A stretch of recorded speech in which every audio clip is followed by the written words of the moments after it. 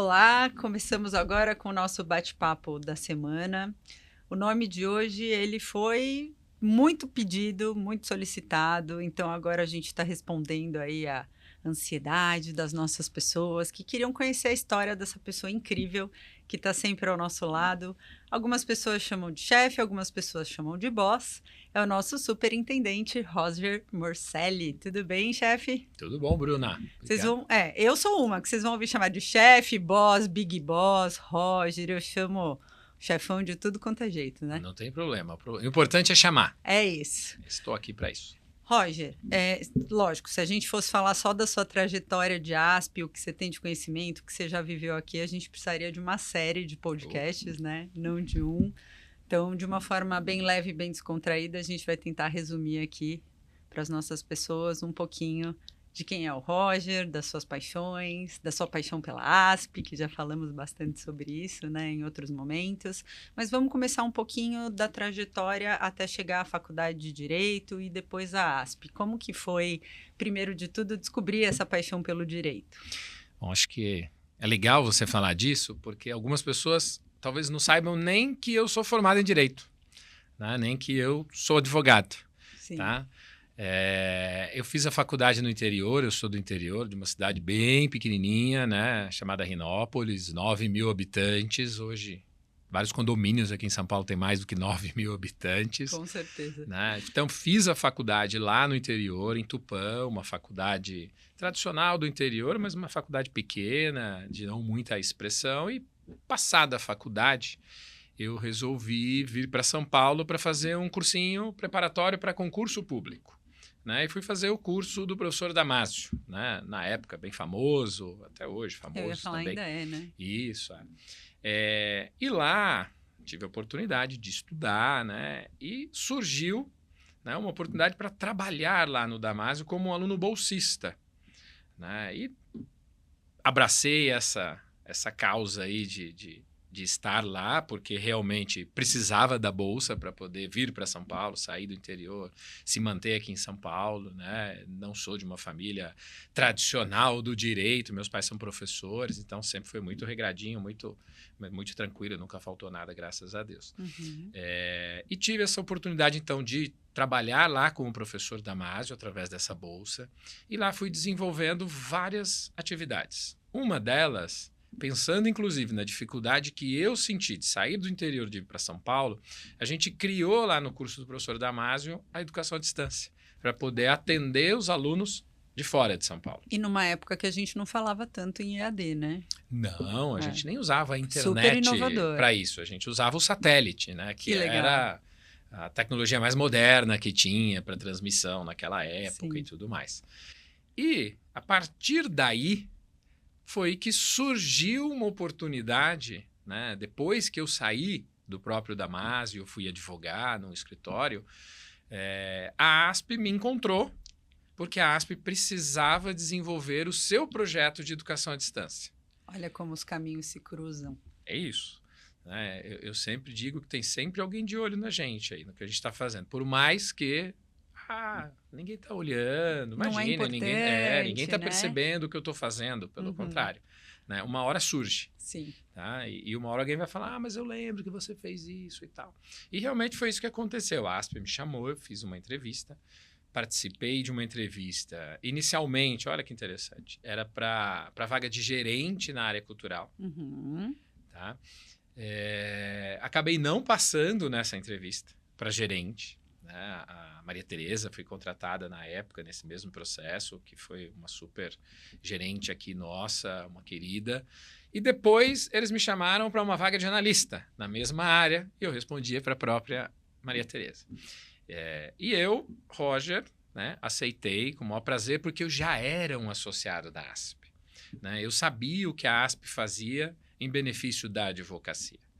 Né? Então, para mim, foi um motivo de orgulho imenso eu sair do escritório, por mais que eu adorava, né, a rotina do escritório, mas para vir trabalhar aqui na ASP para atender a classe, para atender os profissionais da advocacia. Tá? Então, eu vim, desenvolvi o projeto de educação à distância aqui na área cultural, foi um projeto que eu tenho certeza, né, que para depois eu chegar aonde estou hoje na superintendência, teve uma importância muito grande, porque fez com que a ASP tivesse uma visibilidade muito forte no Brasil todo. Que interessante esse olhar. Porque a gente tinha as antenas de transmissão e os nossos parceiros eram as seccionais de ordem. Eu acho que pouca gente sabe disso, inclusive. Acho que é legal a gente contar um pouquinho, só fazendo um adendo, chefe, depois a gente volta para sua trajetória, um pouquinho disso, que a ASP foi inovadora, né, com essa sua ideia que você trouxe aí, foi o coração dessa ideia, quando ninguém falava, como a gente falou, desse ensino à distância, não tinha essa força que tem hoje. Não tinha. A gente começou a educação à distância na ASP em 2007. Olha, né? A educação à distância, os webinars, as transmissões. E naquela época a gente fazia via satélite e via internet. Ou seja, já usávamos a internet, que era um passo à frente do satélite, mas lá em 2007. Claro que naquela época as pessoas não acreditavam muito ainda na tal da educação à distância. Tinha um preconceito, inclusive, né? Tanto é que a maioria dos participantes eram presenciais. Né? Depois da pandemia virou o jogo, né? Hoje a maioria está no online e poucas pessoas no presencial. Né? Então, claro, a pandemia acelerou a tecnologia, acelerou esse processo, as pessoas passaram a acreditar e confiar numa educação à distância, mas aqui na ASP a gente já faz isso desde 2007. Né? Então, realmente, a ASP é muito inovadora e começou lá em 1943. Sim. Né? Quando criou esse sistema de leitura que tem até hoje. Hoje o mercado oferece, mais de 100 empresas oferecem esse serviço, mas a ASP é pioneira, então é muito legal. Né? Fazer parte dessa história da educação à distância aqui da ASP. E voltando nesta trajetória, né, pouco tempo depois, eu acabei assumindo a gerência da área cultural aqui na ASP, né, onde a gente desenvolvia muitos cursos, como a gente desenvolve hoje, congressos, né, utilizando dessa questão da tecnologia. As inscrições antigamente para os cursos, os participantes tinham que vir aqui na ASP fazer inscrição. A gente lançou um sistema de inscrição pelo site da ASP, coisa que não existia. Então, a gente acabou, né, modernizando a área cultural, né, para poder aumentar o número de participantes, atender um número maior de associados e associadas, já que, desde aquela época, metade já era do interior e outros estados, e a outra metade da capital. E uma área que continua, inclusive, muito tecnológica. Sim. E com soluções bem diferentes. Tivemos aí recente ASP Flix, mais recente ainda ASP Replay, então é uma área que continua. O ASP Talks, que estamos o ASP aqui. Talks, né, que é nesse estúdio maravilhoso. Acho que temos esse frescor na área cultural da ASP, né? Com certeza. Tá? É mais uma área que utiliza muito da tecnologia para oferecer cada vez mais, né, os nossos serviços, os nossos produtos para toda a nossa base. Lá atrás, as pessoas reclamavam, né, do interior, e falo isso porque sou do interior, as pessoas falavam, pô, mas eu pago a ASP para o pessoal de São Paulo usar. Não tenho conexão com a associação. Eu recebia as intimações, claro, mas assim, a estrutura, usar as salas, né, fazer os cursos que aconteciam só aqui, né, era mais difícil para quem era do interior. Né? Depois que nós passamos a oferecer isso, nessas duas modalidades, seja na internet, no satélite, isso estava à disposição de todos. Eu, advogado do interior, poderia até não participar de um evento, mas eu não tinha mais o direito de reclamar. Sim. Né? Porque está à sua disposição. Democratizamos o acesso. Exatamente. Perfeito. Exatamente. E como que foi para você, como um advogado, saber que você estava fazendo isso, que beneficiaria aí tantos colegas de lugares diferentes? Qual foi a sensação para o Roger? Então, eu sempre fui muito ligado à educação. Né? Como eu disse, meus pais são professores. Então, eu fui criado em reuniões de professores nas escolas. Né? Não tinha com quem deixar, leva para a escola. Enquanto eles faziam reunião, eu estava ali num cantinho, rabiscando, desenhando. Né? Sempre esse foi o meu meio. Né? Sempre lembro disso. Então, para mim, trabalhar com educação, quando eu tive a oportunidade lá no Damásio, e depois vindo aqui para a ASP, para um público mais específico, né? A advocacia, é gratificante. Porque a gente sempre fala, né? A cada dia que eu deixo de estudar, eu deixo de aprender uma coisa nova, eu deixo de estar atualizado no direito, principalmente. A todo instante tem uma legislação nova, tem uma resolução nova, tem regras novas que a gente precisa estudar. Né? E a gente precisa estar por dentro do que está acontecendo. São várias as áreas do direito. Então, advocacia hoje, né, que tem mais de 1.400.000 profissionais no mercado, que quer se especializar, né, tem que estudar sempre. Quando a gente recebe aqui os alunos, né, das faculdades que visitam aqui a ASP, a gente fala, se alguém falou para você que depois de formado você tem que fazer uma pós-graduação, estudar por mais 1 ou 2 anos, mentiu, porque você vai ter que estudar a vida toda. Exatamente. Né? Então, trabalhar oferecendo este produto educação. E aí, né, depois que saí da área cultural e fui para a superintendência, né, onde você tem todos, não só os produtos educacionais, mas todos os produtos e serviços da ASP, né, a superintendência acompanha, né, auxilia cada uma das áreas, né, para desenvolver novos produtos, novos benefícios. Então, assim, é muito gratificante, porque a gente sabe da realidade da advocacia, né, da grande maioria dos profissionais. Né? Muitos deles não têm acesso a essas ferramentas, né, pagas que estão hoje à disposição no mercado. Mas pela ASP a gente consegue, como você usou a expressão, democratizar o acesso a essas ferramentas tão importantes no dia a dia dos profissionais. É um papel nosso fundamental. Você comentou, chefe, da questão da transição aí, da saída do cultural para a superintendência. Você ainda é muito jovem, mas imagino que na época que você assumiu, né, tenha sido um desafio, assim, a idade, porque eu acho que é uma área que ainda é um pouco mais conservadora, né? Então, como que você lidou com isso, né? Essa emoção que eu imagino quando a gente é valorizada dentro da instituição onde a gente está é muito, muito bom. Acho que você é um exemplo para todos nós. Antes da gente começar, a gente estava conversando aqui, até falamos sobre isso, né? Que a sua história acho que é uma inspiração para a gente. Como que foi lidar com tudo isso, né? Com o crescimento, com os desafios e seguir perpetuando, que até hoje a ASP segue muito inovadora, segue nos dando chance de aprender, né? De nos desenvolvermos. Como foi para você? São duas situações interessantes com relação à questão da idade que você colocou aí. Quando eu vim para a área cultural, né, eu fiz uma entrevista inicialmente com o Headhunter, né, que foi lá no mercado, falou, você tem esse perfil e tal. E ele falou, lê para mim aqui, esse aqui é o perfil da vaga. Foi bem legal. Por quê? Porque eu fui lendo e na época falava ter mais de 30 anos para assumir a gerência da área cultural. Eu tinha 26 para 27 anos. E a minha resposta para o Headhunter foi, olha, tirando a questão da idade aqui, o restante para mim está tranquilo. Né? E ele falou, mas eu gostei de você, vou te encaminhar mesmo você não tendo a idade mínima necessária. Né? E deu certo, que bom. Quando eu fui para a superintendência, né, nós tínhamos naquela época acho que 11 gestores aqui na ASP. Eu era um deles. Tá? Então, naturalmente, quando surgiu a oportunidade de alguém assumir a superintendência, criaram-se expectativas. Eu era o gestor mais novo de casa e mais novo de idade.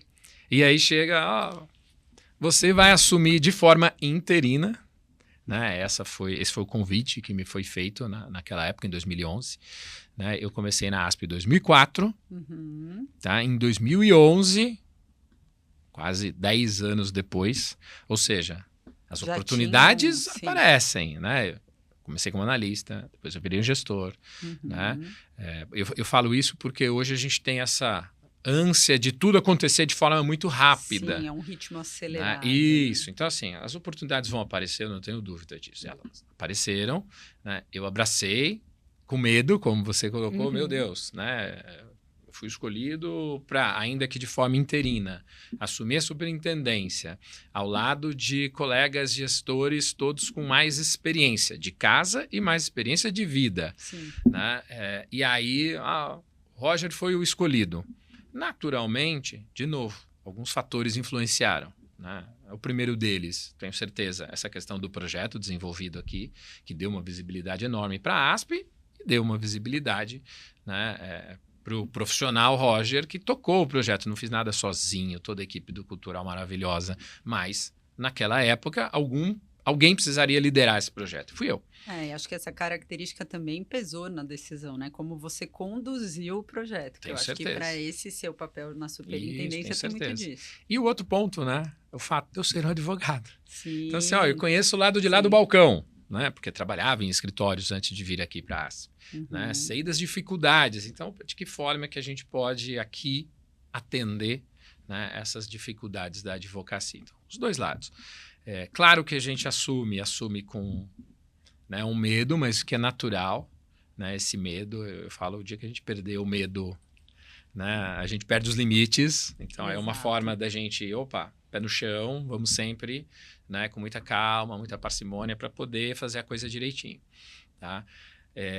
Mas, assim, o interino acabou ficando... Há 18 anos. Né, 2011 para cá. Então, nós estamos falando aí de 13 para 14 anos. E agora vamos para um outro lado do Roger, que eu acho que todo mundo tem essa curiosidade, né? Não só de você, entre nós, né? Pares, colegas, mas com certeza sobre você muita gente deve se perguntar como é o Roger fora da ASP. Né? O que o Roger tem aí como hobby favorito? Eu sei algumas coisas, mas eu vou deixar você contar para depois eu fazer algumas perguntas. O que você mais gosta de fazer quando você não está aqui? Tem 4 coisas, 4 paixões, vamos pensar assim. Uhum. Tá? A família, né? A primeira delas é música, né? A segunda, futebol, né? Como um bom São Paulino que sou. Né? Tinha que ter vai ter gente que não vai gostar e tal, mas eu adoro o futebol de uma forma geral. Então, eu me vejo assistindo jogos de vários clubes, de vários times, né? Sempre que posso, vou aos estádios. Independente se é um jogo do São Paulo ou não, eu gosto de ir, gosto de assistir. Inclusive, seus filhos torcem para times diferentes. Tem um palmeirense, né? E um São Paulino. Então, assim, a gente está sempre nos 2 estádios acompanhando, que junta as 2 paixões, né? A família e o futebol. Tá? E também gosto muito de um hobby que tenho, que é a cachaça. Uhum. Tá? Música, né? Gosto muito de violão, então eu ouço música, toco violão, que é uma forma para relaxar, né? A gente precisa desses escapes, né? E a própria família está junto com eles, né?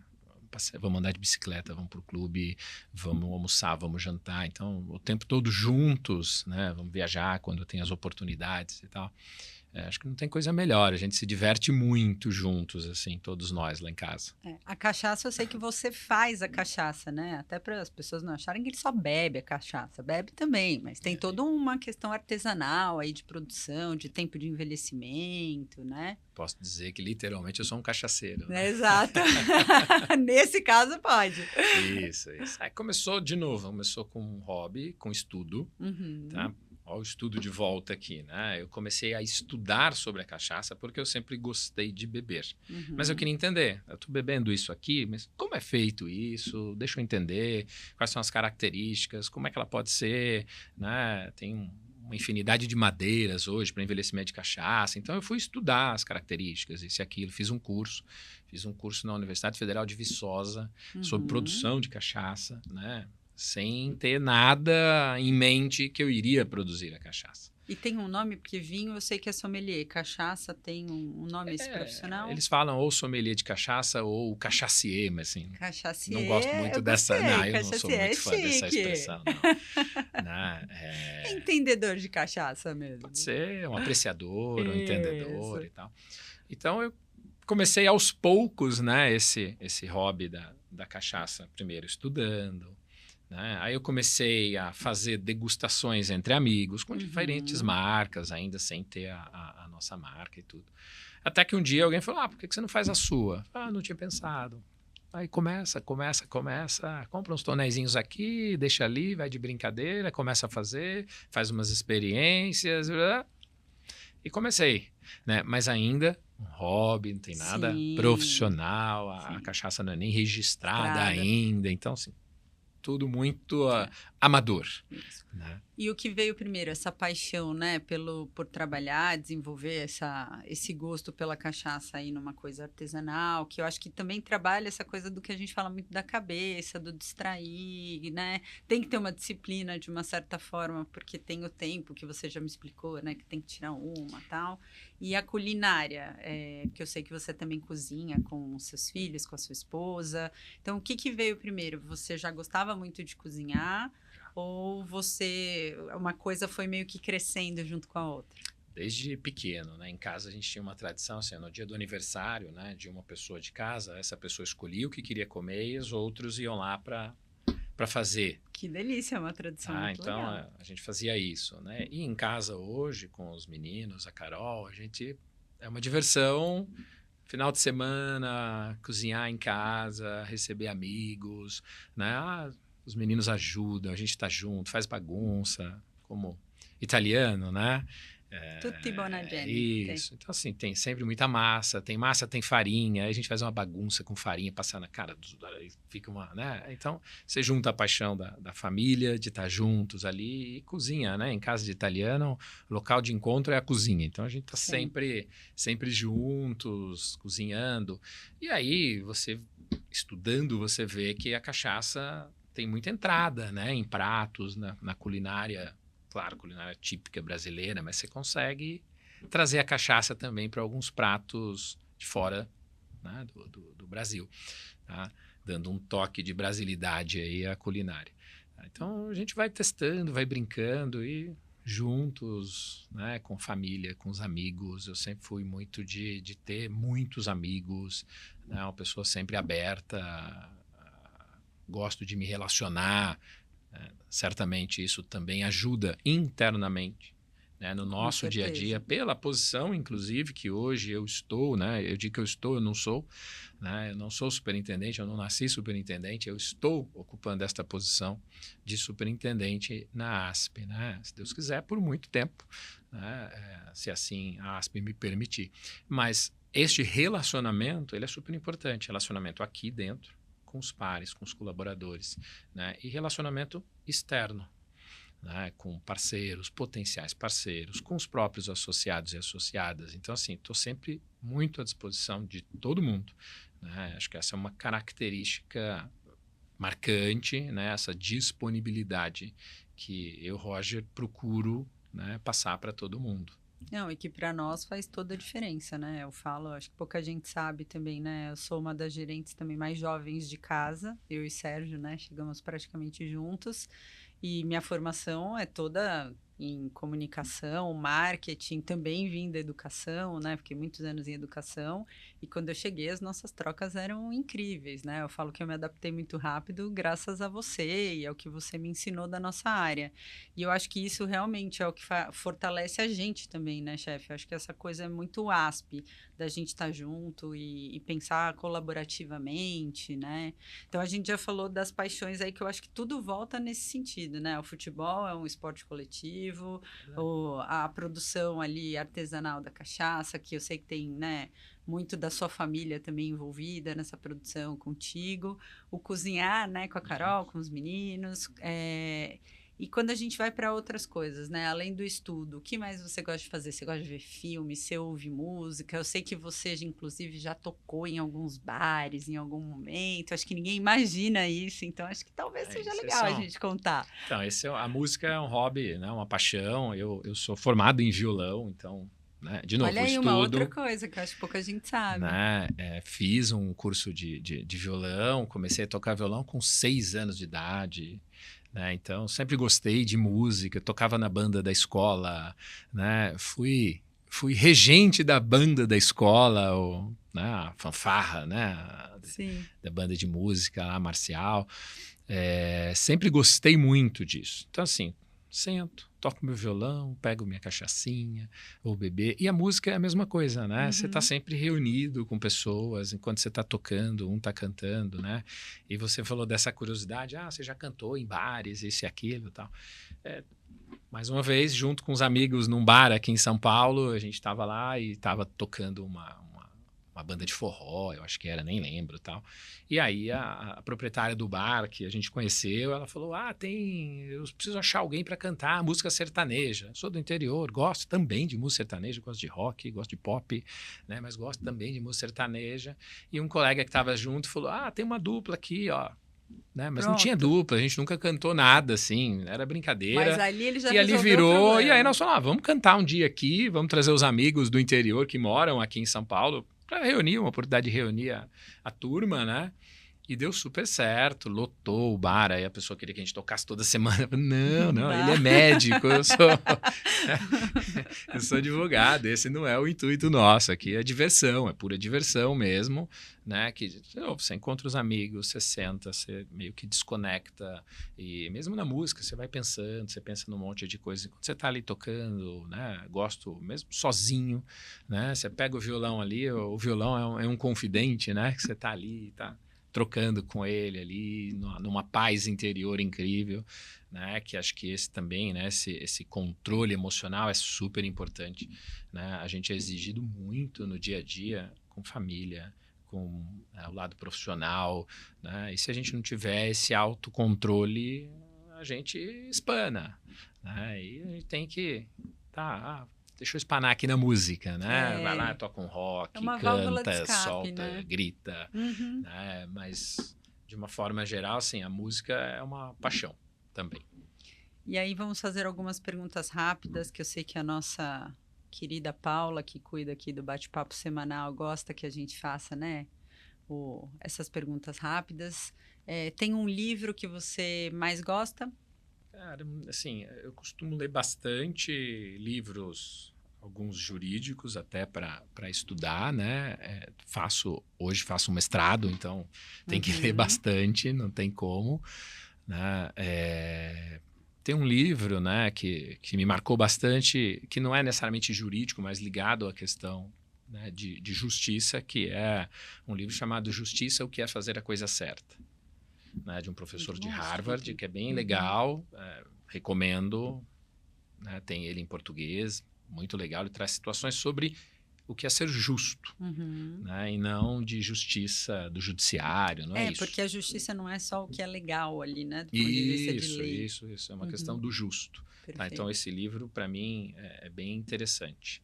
Tá? E aí, puxando até para um lado do cinema, né? Um filme que me marcou muito, eu já assisti umas 15 ou 20 vezes esse filme, que tem a ver também com o direito, né? Que é Um Sonho de Liberdade. Né? Para mim é incrível a história do filme, né? Quem não assistiu, assista, não é novo o filme, mas vale muito a pena. Mas eu acho que é uma história que não envelhece, né? Não, vale muito a pena, ela é muito legal. Atual. E música, qual é a sua música ou o seu ritmo favorito? Sim, eu gosto bastante de música sertaneja, tá? Gosto de rock, aprendi a tocar violão tocando Legião Urbana. Então, Legião, Paralamas, Titãs, né? Mas gosto muito de ouvir U2, para mim, uma das músicas mais bonitas que eu acho de música mesmo é a One, né? Do U2, que é maravilhosa. Tá? Então, eu sou bem eclético com música. Né? Hoje meus filhos ouvem outros tipos de música, mas vou com eles em shows, porque assim, balançou, né? Música, eu tô dentro e vamos lá, faz parte. Legal. Eu sei que vocês gostam bastante de viajar também, né? Tem uma das cidades, assim, que você fala que é a sua cidade... Se você pudesse escolher um lugar, seria o seu lugar? Eu não diria assim, acho que o meu lugar é São Paulo. Eu adoro São Paulo, então, né, saí do interior, vim para São Paulo, me acostumei aqui, não quero sair de São Paulo. Né? Por mais que saibamos, né, de todos os problemas que a gente tem, questão de segurança, mas eu gosto muito daqui, né? Só agradeço São Paulo, que São Paulo me deu todas as oportunidades, né? As quais eu tive para poder estar aqui, para poder construir essa família linda e maravilhosa. Mas se eu falar de um lugar de viagem, eu acho que toda viagem, cada viagem tem uma situação mágica ali que acontece, né? Seja aqui, seja fora. Sim, que vai para a nossa caixinha do coração. Com certeza, que a gente nunca vai esquecer, né? Cada uma delas, assim. Então, não tem um lugar que você fala, é aquele lugar, assim, cidade, São Paulo. Né? Então, para mim, eu vou viajar, tô voltando para São Paulo, que maravilha. Muito bom. Comida, sua comida favorita? Macarrão. Bebida, você já respondeu? Cachaçinha. Cachaçinha, muito bem. E para a gente encerrar, deixa para a gente um recado para todas essas pessoas que você inspira todos os dias a seguir fazendo o nosso melhor. Que responsa. Mas eu acho que você já deu a dica. Faça o seu melhor. Né? De novo, a gente falou isso lá no começo. Pode parecer que não tem ninguém vendo isso agora. Né? Mas sempre tem alguém nos observando. Né? Então, faça o seu melhor. E aprenda que nem sempre o próximo vai fazer como se fosse você, até porque essa pessoa não é você. Então, respeite o próximo, né? Respeite os limites, né? Para que você não sofra com isso. Porque senão a gente fica se remoendo, falando, nossa, mas eu queria fazer daquele jeito, mas a pessoa não fez porque ela não é você. Ela fez do jeito dela, dentro dos limites e da capacidade de cada um, e a gente tem que entender isso. Isso também é ser gestor, né, chefe? Com certeza. A gente entender como a gente tira o melhor das nossas equipes. E, de novo, acho que é o que você faz com todas as pessoas que estão te assistindo todos os dias. E como a gente tira o melhor da gente mesmo. Com certeza, em tudo isso.